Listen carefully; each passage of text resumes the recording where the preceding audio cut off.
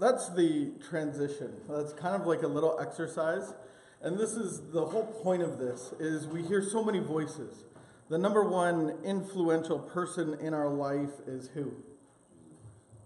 Pardon? Us. We have nonstop talk. We go outside of us to seek answers and we seek advice. And the point of this 5 months is to actually take you to God, for you to hear His voice. And really, this is what this journey is for 5 months. So that's just your little prelim exercise, just to kind of get the gears going. It's the same question, right? But it could be a very different answer. I know that I do this kind of thing, like I run a class called Listening Prayer. And, when people are new at this, I run this at a treatment center just to try and hear the voice of God. And I'll run this and I'll ask the question, and it's usually consisting of lists and have-tos and priorities and all this stuff. And it's very stressful when you hear the answers. And then you ask the question again in a different way, asking God. And most of the time, all of the answers are very simple. And just kind of like a couple word answers. So I don't know if you had that experience where maybe they're the same, maybe they're very different. But that's kind of the transition that I want to give you guys, to kind of really get your mind set on, okay, I hear myself a lot. How do I hear the voice of God? Because that has to be our solution. So just really quickly, I just want to run over John Ruby's qualifications, why I get to be in front of you. And it's because I am one of you. And I came from a broken place. I was adopted at 2 years old and pulled into a beautiful Christian family home.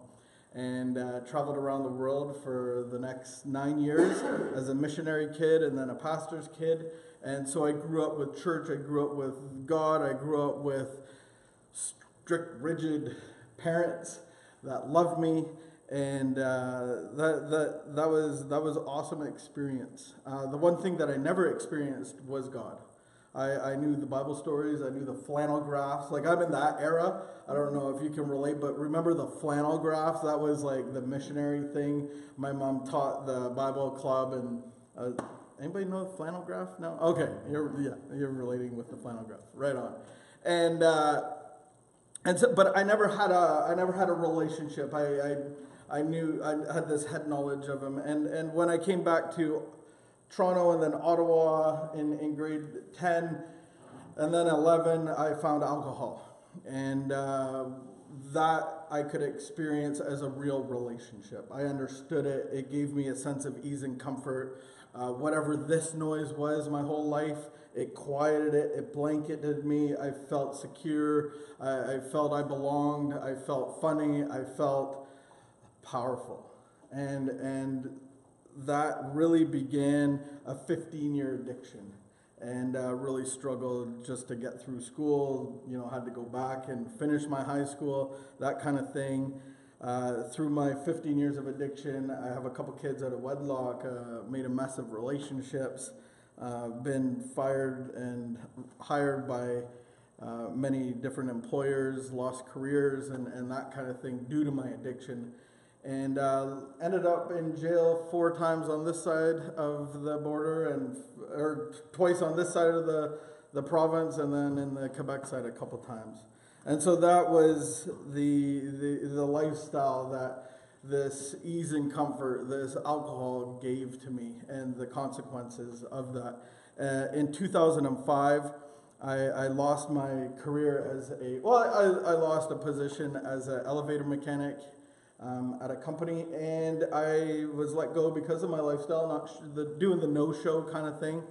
And I was just filled with guilt and shame, and had to drown it. And I think I went on a 3-day bender, didn't even tell my wife that I lost my job, and finally came about, and I had to face the consequences of losing my job. But I just went into a downward spiral.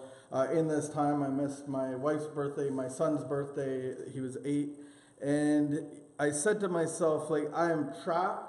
I am hopeless. It's dark. There's no I can't seem to manage in this life, this box that we have in society. And I thought that it's better off that I'm not here. I'm hurting too many people. Like, this is just better because I'm not in everybody's life anyway. And when I do, I disappoint, I let down, I break promises, I do what I say I will never do, and I'm just making a mess of this. So what's the point? I have nothing anyway, so why don't I just not wake up? And that was my goal, was not to wake up. I wasn't super manly about it. I just knew that if I put enough drugs into my body, at some point something will stop working properly. And it did. My mind stopped working properly. I was hearing voices off signs and buses and street lights. And I was getting into my heartbeat was irregular. And I was actually losing my mind, but I couldn't lose my life. And that's a very scary place to be.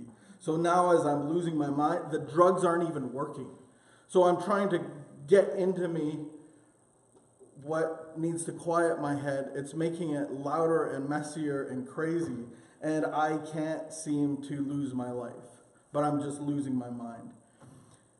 And I was in a parking lot in an evening in Orleans waiting. I remember this very clearly. I've been up for probably 5 days at this point, and I was waiting in the parking lot for the next thing to happen, waiting for my phone to ring. And as I was sitting there waiting, I heard a voice in my head, and it said, "As you were hurt as a child, abandoned and abused, that's what you're doing to your children and the ones you love." And I was faced with the reality, because in my adult mind, I would have said that it was a good thing that I was adopted. Considering the trouble I got into, it was a good thing that I was adopted into a Christian family. Imagine if I had stayed in the scenario that I was taken out of. But I was faced with this reality that my biggest hurt and wounding and pain was from this adoption.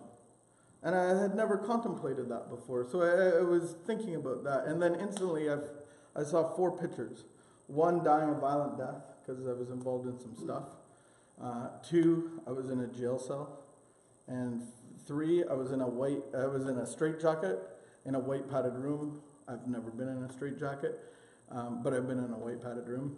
And been at the Royal Ottawa a couple times for assessments. And the 4th picture was, like the old TVs when the channel was done? It was snow. And I felt compelled to pick one of these. I felt compelled that these were my options. The first 3 I had known each of them to some degree, and then the 4th one I had no clue what that really meant. I had no clue what that choice was, and I felt that I was going to pick that because I knew these 3. There was no hope in these 3. These 3 suck. I'm living them. And so I picked that white picture. And I don't know what happened after that, but within the month I got into a treatment center to the awesome guidance of my parents and my wife. They guided me to the homeless shelter, that's good guidance. I watched the show now, Intervention, and the family members that love them so much, they fly them across the country to like a ranch in BC. I look at my wife, I'm like, hey. Cheapskates. They dropped me off at a homeless shelter with a bag of clothes. I didn't deserve it, yes. I needed to be where I was. I am grateful for that. And I started understanding, they taught me that I was God. I accepted that. I totally understood that. I did what I want, how I want, when I wanted, and didn't care about anything else or anybody else. I wanted what I wanted when I wanted to do it. And they said I needed to give the job of God to God himself. And so I was like, that's an incredible trick that you guys are pulling. I thought I was coming to get some psychotherapy, learn to live in this box called life and society and be functional. But you're tricking me and saying I need this God. And, it was something that I had never experienced. But they said that drugs and alcohol were never your problem. They were always your solution. And there I'm like, oh wow, I'm pretty sure cocaine was my problem. You're saying it's not? that's pretty much my problem. Like everybody else told me that's my problem. If you could quit drinking and doing drugs like you, that's the problem. But they told me that, no, that was my solution. Then my solution stopped working and I tried to end my life and I couldn't do that. So now I needed a new solution and they say it's God. And so at this rehab center, I started investigating what a higher power of God looks like. And I chose biblically and started to really understand. And I was like, if drugs were my solution and now God has to be my solution, God better be pretty good. Like, God better be some endorphin-given, mind-bending. Like, there better be more to this God than what I've seen in the past and what I've heard of and what I've experienced. So that kind of began my journey into that, taking Alpha, understanding that Jesus and wanted a relationship with me and having a spiritual experience and really going like, wow, this God thing is real. And really realizing that God just wanted a personal relationship with me, didn't matter about anything else. And out of that personal relationship, connecting spirit to spirit, began my journey on serving. And I would have not planned this. This would have been a bad business plan. This would have been a business plan if I went to go get financing. They would have said like, wow, you should have gone to school and then come back and seen us. Because I wouldn't have planned it this way at all. But God knows me better than I ever knew me. And it's amazing because what I know was machinery, was equipment, was this pay scale to supply for my family and for retirement and all those things. But that's relying on me. That's me talking to me. And this journey is listening to God and letting Him guide. And so that's where I've been in for the last 12 years. I got out of treatment, yay, and I started working for heavy equipment. That is just my go-to. I have an AZ, I can drive heavy equipment, and you can make decent money doing it. And it's busy though. Like when you're running equipment, it doesn't get paid sitting still. And so it is demanding and can, at 8-hour day can easily turn into 10-hour days and beyond. And one day I come to the yard and they had shut it down because we were building a reservoir pond in Orleans. And they had shut it down because of a little bit of rain and clay do not mix. And then you got big things and it's just messy. Take the day off. I call up my dad. I'm like, hey, I'm awake. You're awake. Why don't you make me breakfast? I got a learning video. I'll come and hang out with you. And he said, yeah, sure. So I come hang out with Pops, and we're watching this video, and it says, the pastor's saying, seek ye first the kingdom of God, and all these things will be added unto you. And I'm like, all these things that I'm doing will be given to me. So clothing, food, shelter, pay. So if I seek God first, then He'll just take care of that. That sounds way easier because this 10-hour day work thing kind of is a bit boring and I don't know what the end game of this is. And that day I felt compelled to quit my job. I said, you got me sober, now you get me a job. And I'm not going to help you. I'm not going to call anybody because most of you sitting here could probably get me a job at some level. You probably know some contacts, and you could probably hook me up and whatever. And I said, good luck. I'm not going to make it easy on you. And I went to seek God. Wherever God was, I went. So this Bible study, that Bible study, this coffee house, that drop-in. I just went to wherever. And wasn't looking for a job at all. And the next 6 months, all my needs were taken care of. I had food on my doorstep more than once. And I wasn't asking. I was like, Mom, Dad, are you putting food on? And I know what my parents would buy, and it wasn't stuff that they would buy. There was people putting food on my door. And I wasn't telling people that I didn't have money. I think we went to a food bank a couple times. There is a food bank in Orleans. Lo and behold. And God took care of all our needs. And one day, one of the places that I volunteered called Jericho Road, the founder, Ray, he said, John, come, I need to talk to you. I was like, oh no, I'm in trouble. Yeah, I'm a little, what is that word? Wired high, like whatever. Yeah, wired, that word. And no, not much of a filter back 12 years ago. And I thought I had offended some people. And so I thought I was getting in trouble. And then he's like, hey, John, would you like to work at one of our care homes as an overnight supervisor? And it was the first time I ever had a tear in my eye for a job. I was like, wow, okay, yeah, for sure. Yeah, totally qualified to do that. Yeah, sure. And that's how I started into ministry. And it was the best job I ever had. My boy Rob was there. And it was an amazing job that, like, I remember going there and thinking, like, wow, this isn't a job. This is like, we got to hang out. We got to go to Dairy Queen. We're watching Blue Jay games. Like, these guys like me, you know, like, you know, they know when I'm pulling in. You see people looking, waiting. There's a little community at the door. It's like, hey, oh, I feel super special. And yeah, it was an amazing job, and it really got me out of my comfort. It really got me out of my thinking, because I knew how to supply all my needs. This was very different, and it was probably the lowest paying job that I'd had in, I don't know, ever. It was very low. I know, it's transitioning lower and lower. God's teaching me about money. Just when you think you know stuff about money, it's like, nope, not yet. I remember one guy, Pete, Sweet Pete.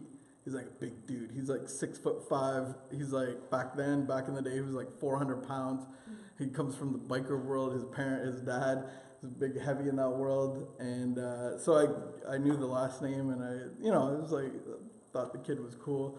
And he had the Darth Vader mask. He had the apnea, the sleep apnea. So he took the machine, and so this is the first week of working. It's out of my comfort zone. I don't really know what I'm doing. I'm like trying to fake it because no one really asked for a resume.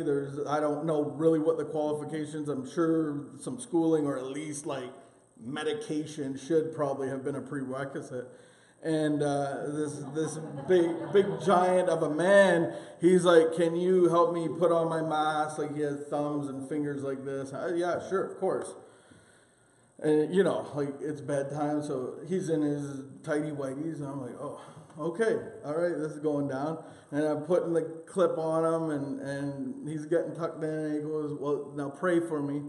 And I'm like, obviously, and put up the covers, and the mask, and Darth Vader, and Jesus, just bless Sweet Pete, give him a good night's sleep.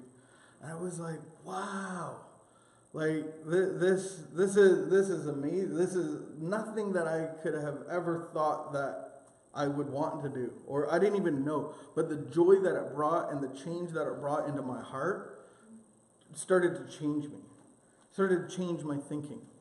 And it was an amazing journey, and then transitioned into the, 8 months later into the addiction side, and there wasn't much going. And, the founder, he goes, John, do something in the addiction side, make a house, so I guess we developed a rehab center, and, like, you went from, like, guys that love you and are looking out the window to guys that are, like, one's looking out the window and the rest are, like, doing bad stuff, and, everybody's against you. Like, they love you, but they're, as soon as you turn your back, they're trying to stab it.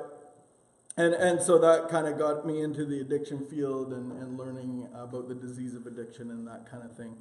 And then last 2 years ago, transitioned into church planting, social enterprise stuff, community stuff like that. So God, I guess 2 years ago, got ordained. So this was never a plan. This was just following God, this higher power that I found at a homeless shelter. And so that's my qualifications. I hope they exceed your expectations. These are my expectations about this class. I don't want you to waste your time. It is every Monday class. This is your 5 months, and you have an expectation to be here or you wouldn't be here.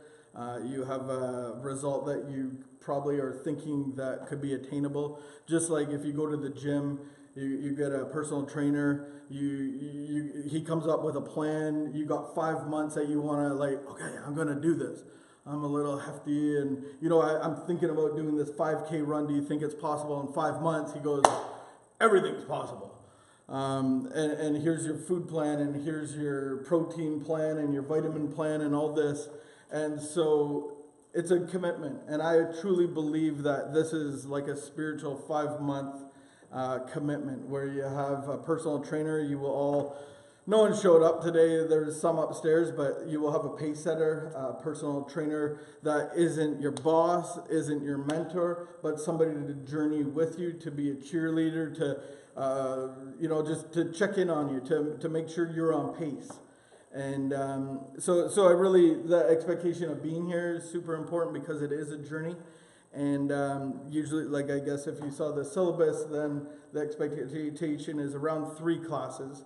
And then we'll have a conversation. Maybe it's not the right time for you right now. I know that there's people that signed up and Mondays was always good, and then things changed or they had a baby or whatever. And so that's okay too. And the other thing, there was a buy-in fee, there was a membership fee. And so this membership fee, I don't get paid to do this, and I do this out of my own healing journey. This helps me as much as it helps anybody.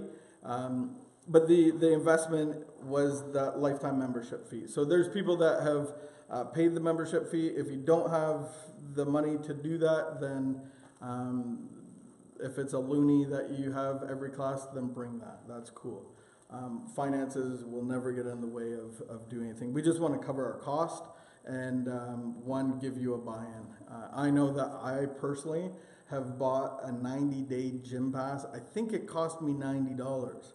And that game of squash cost me $90. And I put it up there, and I'm like, man, that was an expensive game of squash. Remember that day? I remember that day. That was a $90 squash game. And I think it's important that we do have buy-in at some level.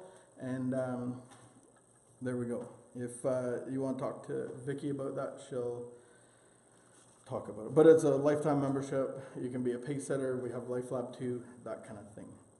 So the point of this LifeLab, and I call it a lab because it's like an experiment to you. I want to get to this point. I want to get to this spot in life. I have this stuff happening and I want to change that.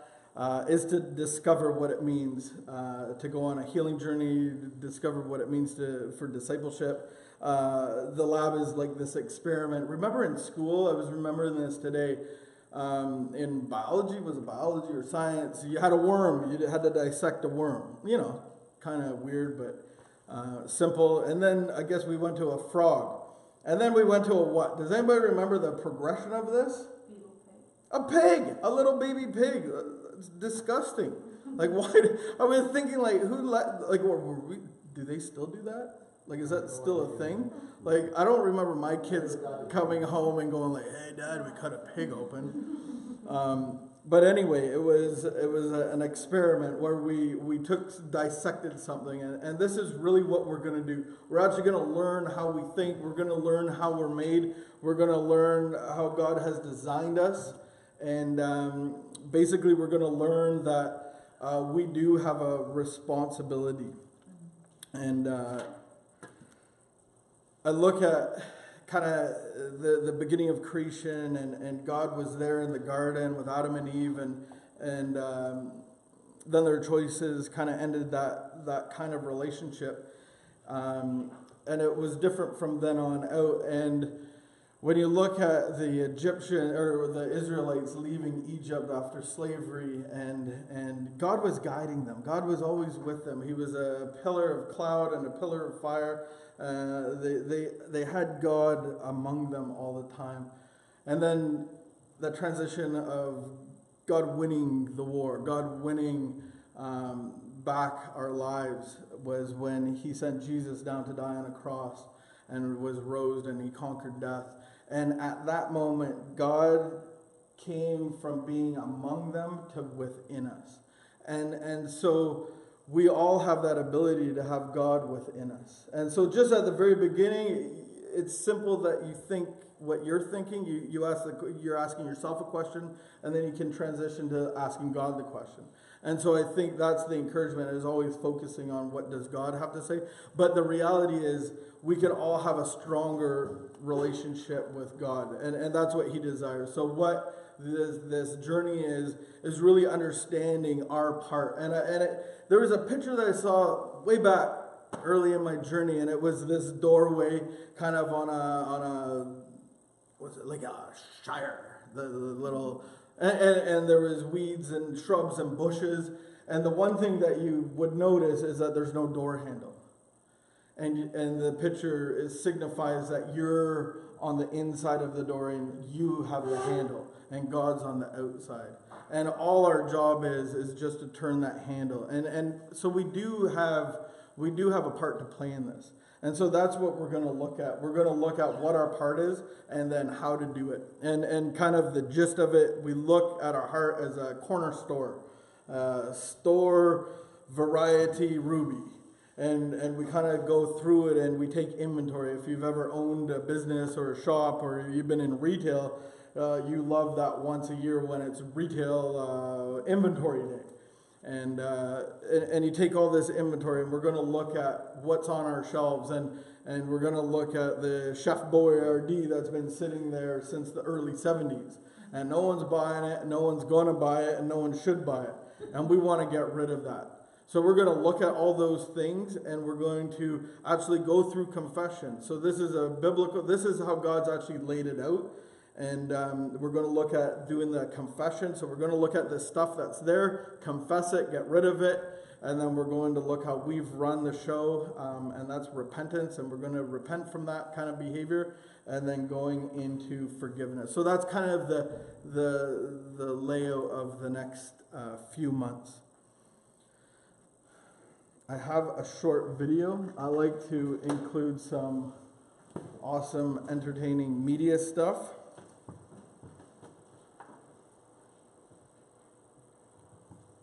So we'll watch a short video and then we'll get right into. It's probably better if this one's off. I know it would.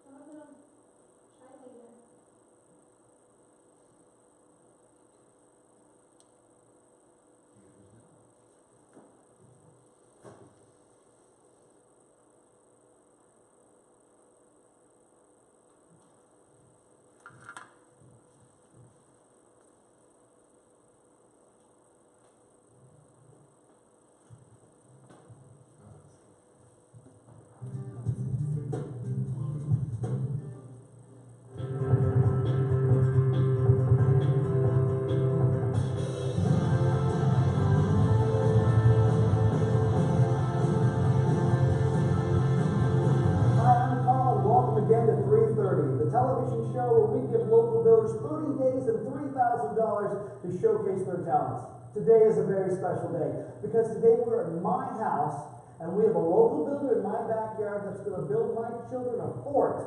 They have 30 days and $3,000 to dream up any fort that they can imagine. Well, let's not get ahead of ourselves because today is just the day that they will just be laying the foundation. Hey, let's go check out and see what's going on, shall we? I am so excited to see what's going on in my backyard today. Again, today is just the foundation, but it'll give you an idea of how great and how big this project really can be. It's done. It's done. We are here with Dan the Builder. Handy Dan Dodson. Dan the Builder. Handy Dan. Dan, even though you had $3,000 in 30 days to build the fort, you actually built the fort in one day. And listen, like I was telling you, I misunderstood. I thought the 330 stood for 3 hours and $30, you know. But under those circumstances, I think I built a pretty good fort here, you know. And I actually had enough left over that I got me some Taco Bell alligator in. Good for you, Dan. And I see with the time that you had, you went ahead and you built in a little fence here, huh? Well, yeah, I thought you might have some ponies or something. Ponies? No, Dan, we don't have any ponies. Okay, great. I can fix that. Thinking about putting a gate there anyway, but hey, how about this point, right? I mean, with the time allotted and the money, I think I did a pretty good job for your kiddos. I think they're gonna enjoy it. I actually built them a little reading nook right here, in case they wanna read their Henry Potter books and whatnot. I can fix that. Alrighty, Dan. Handy Dan. It seems like you got the slide, but you've added something to it. Yeah, I created these. I call them slide stoppers. Slide stopper. Yeah, well, if you have a happy kid or two, that stops them from, Getting the fence you made right there. yeah, you don't want to break a pinky or something. That is very medieval, Dan. Well, that's just general physics. Alright, that's good. Well, it seems sturdy. Okay. Alright. I can fix that. Okay. That's be great. Well, here's something positive. You have built a climbing rock wall. Yeah. And those are real rocks there, Dan? Nothing but the best, Mark. It's calm. Alright, I'm just gonna climb on up here and test it out up there, alright? Permission to board, Captain. Here we go.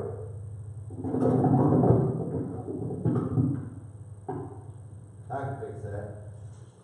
Well, this is the first on 330. Dan is building. Handy Dan. Handy Dan is basically. I can fix that. Dan, please, just calm down. This is sand.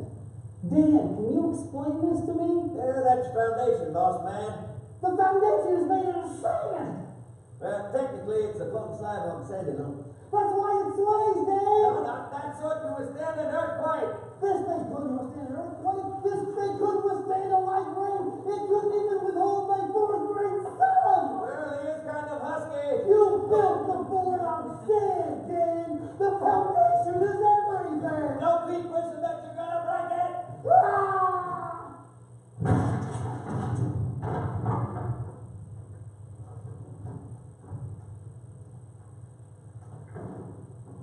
I can fix that.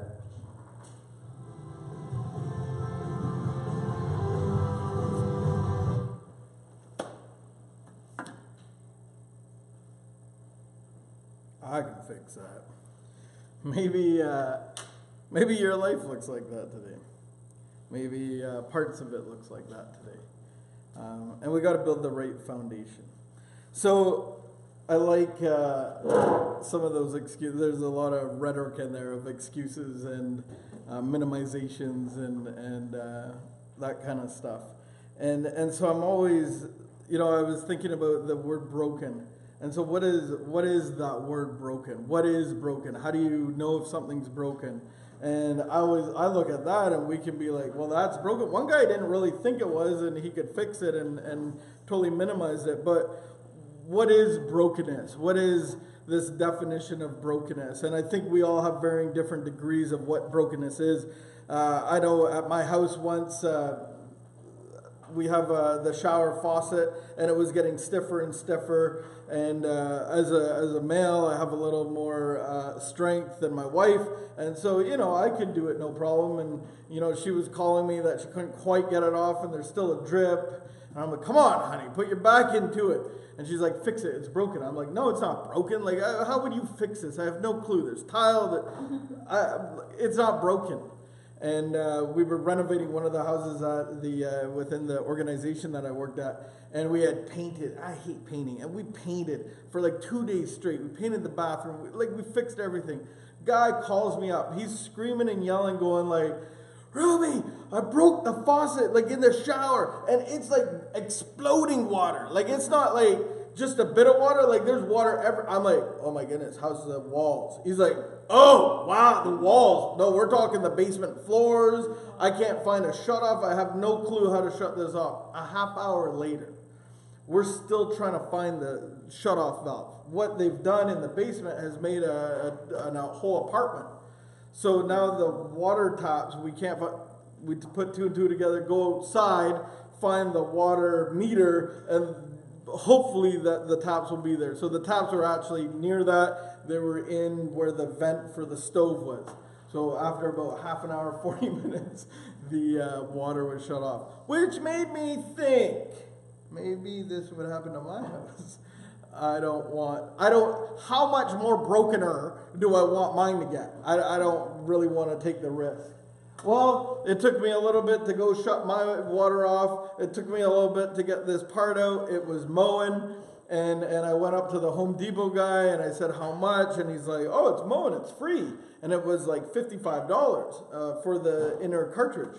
I put it all together. I'm pretty proud of myself. And I go turn it on, it's backwards. I'm like, I don't read instructions too well at all. And so I go shut off the water. I go, it's all fixed, it's all right. And to me, there's different degrees of broken on that, but it's still broken. And if we were showing our house and if we were selling our house and we had people come in and they're trying stuff, they'd be like, hey, before we buy the house, can you fix that faucet? There's something wrong with it. It's broken. And it's just, how broken is broken? How broken do we have to be to actually go get help? Do we need, what is that ideal to you? Is it somebody that, if I'm down to my last pair of clothes and I'm sitting homeless under a bridge drinking, rubbing alcohol, then I'll get some help. How broken does whatever is broken need to be to change? Pen. I like to use a whiteboard. If you see spelling mistakes, just keep them to yourself. There might be one or two. I promise you that. But we'll start with dots. So there's no spelling. I have a couple pictures that I want to share with you. One of them is you look at our lives as this whiteboard. And you look at the things that happen to us. And this is, I want to try and get to the bottom of brokenness. And you look at this, and this is our life. And anything, any trauma, anything that has happened to you represents a black dot, let's say. And, maybe at birth. And you could believe your life doesn't really start until you're out of the womb and breathing. But doctors would tell a mom that smokes or a mom that's on methadone not necessarily to go off of it, but to cut down as much as you can, because it's actually more harmful for the baby growing inside than it is to go cold turkey. And so you actually can be affected as a baby inside the womb. And so there can be a black dot in there. And maybe you have a single mom and that stress of providing and maybe not even being there, physically all the time, and you maybe get shipped around with uncle and aunt and whoever. Those could be black dots. Maybe you have the perfect family. Maybe you have perfect mom and dad. And to be perfect and to provide, both of them have to work. And you see that and we bought into that in suburbia today, that there's very few people that the man or the wife doesn't work. Both family members work. And maybe as a 1-year-old, your perception is, hey, no one's looking after me. And maybe dad has a bit of a temper and yells, and maybe your perception is that you're getting left behind, and when there's another child that's born and you don't have the attention like you used to. And you look at all those black dots, and those are those woundings. Those are those things that cause brokenness, that cause insecurities, that cause fear, that cause, panic attacks when you're 30 years old because you haven't dealt with this stuff. When we lay this down, when God was kind of teaching me this, I saw the whiteboard go down, and it was each one of those black dots represented a piece of garbage. And maybe when you're 30 years old and your coworker picks on you or does something to stab you in the back, it's a black dot, but you got hundreds more. And so you get this picture of this big garbage pile. And what's attracted to garbage? Hey? Garbage is attracted to garbage. What? Flies. Rats. Disease. Pests. right? And you've given those things permission to be there. If I don't clean up after myself, there's stuff that's going to happen. Down in the treatment center, in the area, there was this bread place, this artisan bread place, and every week they donated us leftover bread. So you got the olive bread, you got the raisin loaf bread, you got some good stellar stuff. And so there was this one guy in particular, and he was at the end of his rope. And sometimes you just got to encourage people. They're like, I'm going to leave today. I can't handle this stress and this guy. And you're trying to, like, you don't want to baby, but at the same time, you're trying to, like, okay, don't jump.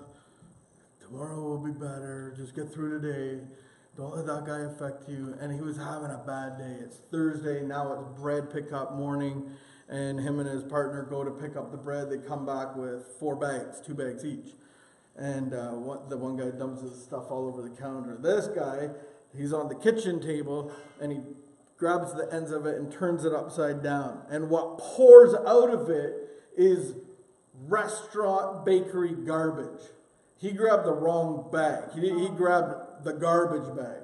And so if you can picture this, leftover eggs, coffee grinds, eggshells, and I'm just sitting there in I'm like, oh wow, this is happening, and you can tell he's this is like, and I have no words, and I'm like, have fun cleaning that up, and I just walk out. I was like, I will always remember that, because he was on the verge anyway, and then he throws garbage all over the place, and imagine we didn't do anything about that garbage.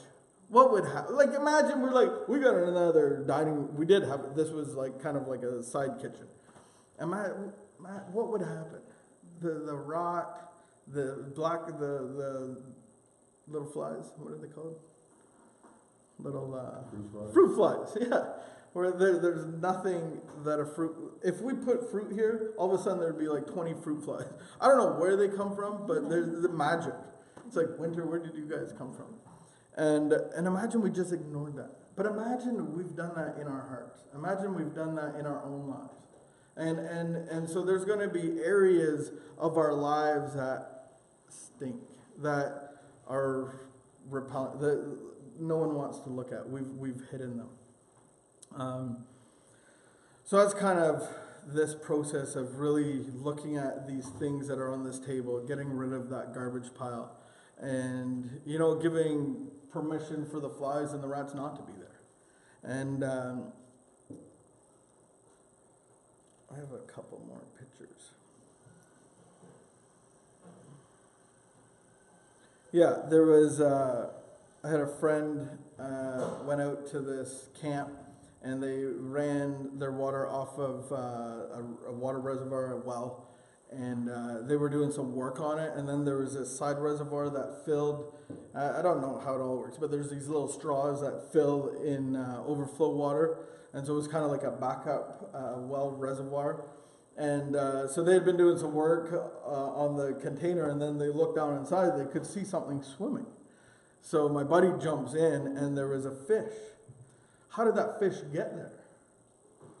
He'd come in through the little straw system as a minnow at some point, and had been able to feed off of bugs that had been falling, but he was there for his whole life. He was a bigger fish. And he just swam around and around and around and around.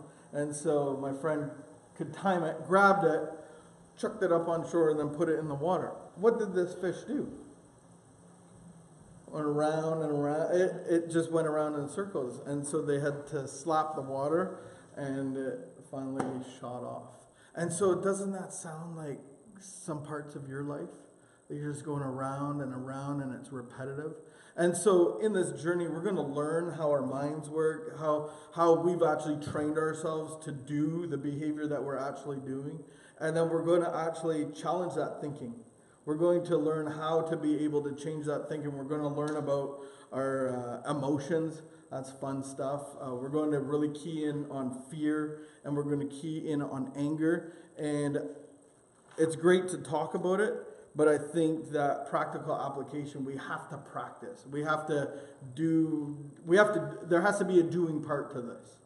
And so that's kind of the journey that this is going to partake on. That's what you signed up for. Maybe you didn't really know what you signed up for, and maybe you still don't. But here you are in a room with me. And so today we won't do any pace setting class. We'll do a little bit of a demonstration what it's going to look like. But next week we'll do pace setting. So quickly, here is your homework assignment. So you're going to have homework. I hate homework. I know. Homework. Anyway, some of you guys I can tell like homework. So there's going to be some homework assignments. So this first one is daily practices. So some of you have some stuff going on. And this is kind of like that daily cleaning. This is kind of like if you went to the gym, this would be the protein powder. This would be the vitamins. This would be the amino acids. This is the stuff that's actually going to take you to this is the end game stuff. You got to be doing this stuff. And in 5 months, you're actually going to see results. Does anybody take multivitamins? You know, Flintstone kids. You guys take Flintstone kids? Right on.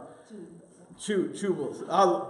Remember Flintstone kids? I grew up on those. Somebody sent the missionaries in Indonesia Flintstones, so I had Flintstones every day. And how do you know they work? Like, don't you just pee? Like, how do you know it works? I know if you have too many, then your pee is super yellow, right? No? Okay. Take too many multivitamins and tell me what happens. Yeah. Okay. That's your homework. How do you know it works? Like, why do you spend the money on it? Right? But it is the concept, and who really knows if it does work? But maybe you get sick less, and maybe you feel better. There's little things. So this is kind of like that. So number one, this is called the daily practices, and I'm going to do them as well. Number one is what we call morning devotional time. So this is like, you know, if you worked at Walmart, you have that little cheer, rah, rah, rah, woo, ah. We're going to use our Bibles for this. So if you do not have a Bible, if this is new to you, come and see me. I will give you a Bible. We are going to read a Psalm and a proverb, and we will do this separately but together. So it's according to the date, and today is the 5th. Tomorrow is the 6th, so you will read Proverbs 6. You read Proverbs 6, you find a verse that speaks to you somehow. Maybe it's something that you're going through, maybe it stands out, and you write down that verse in the beautiful little book that I gave you, and the reason why. And then you go to Psalms. These are books in the middle of the Bible. Tomorrow is the 6th, you're reading Psalm 6. There are 150 Psalms. When you finish this course, you will be done the Psalms because there's exactly 5 months worth. So every month we read 30 Psalms and 30 Psalms and 30 Psalms. And every month we read Proverbs over and over and over again. And then you go to any book in the Bible. Maybe pick Mark, maybe pick John, maybe pick something that gives you interest. And you read, you don't have to read Mark. You can read Mark 1 if you want. And you write down the verse that stands out to you. This should take you 20 minutes, maybe 15 minutes in the morning. Some of you are... you read the gospel that stands out to you? Yeah, so you... Like, for example, I like Matthew, so I read Matthew 1. Yeah, and then the next day you would read Matthew 2. You would be on Psalm 7, Proverbs 7. So every day is a new page. Please do this as best you can to the AM. And bring it to be able to share with your pace setter. Number 2, this is a very important. I really enjoy this. It's worship music. Does anybody know what worship music is? That genre. It's not Christian hip hop. It's not Christian pop music. It's like worship music. So Bethel, David Crowder, Chris Tomlin, whatever. And I'm encouraging you guys to spend 10 to 20 minutes listening to that type of music in a row. I actually have changed so much that I actually only listen to that in my vehicle, except sometimes when I'm feeling gangster, I'll put on some Lecrae or something and then get over it quick because I'm not gangster. And then I get out of my car and I'm normal. And so 10 to 20 minutes of worship music. If you need help with that, I can burn you a CD or whatever else. And then we have the thing called listening prayer. And I'm asking you to commit to 2 to 20 minutes in this exercise. So this is more of a silent thing. This isn't driving thing. This is sitting intentionally, asking God a question. And over the page, there's a whole list of questions. It is very incomplete. I keep coming up with more questions. What's the most important thing for me to remember?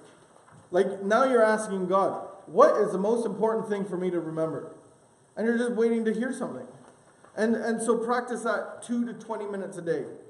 And the last thing, if you're that man or woman, and you are on some, if you're using some sort of mind-altering substance, or if it's porn or food or whatever the thing that you want to be rid of, if that's something that you've been reliant on, a solution outside of God or yourself, if that's something that you want to change, then we'll need to set in place a detoxification time. So this isn't rehab. Nobody gets kicked out. Just come and that kind of thing. And this is a progressive journey. And you might not change today. You might not see great results in 2 weeks, but hopefully by the time we get to the end of this, my belief that is everybody can overcome a dependent substance. And so there may be a detoxification time. So number one, we got morning devotionals, AM morning devotionals. Some of you may have to change your morning timeline. I'm asking you to do this as early as you can, if you can do that. Number two is worship music time, so 10 to 20 minutes of worship music, and 2 to 20 minutes of listening prayer, and then detoxification time would if that is necessary. Great. John, I don't know if you specified the worship and the listening prayer is not necessarily in the morning.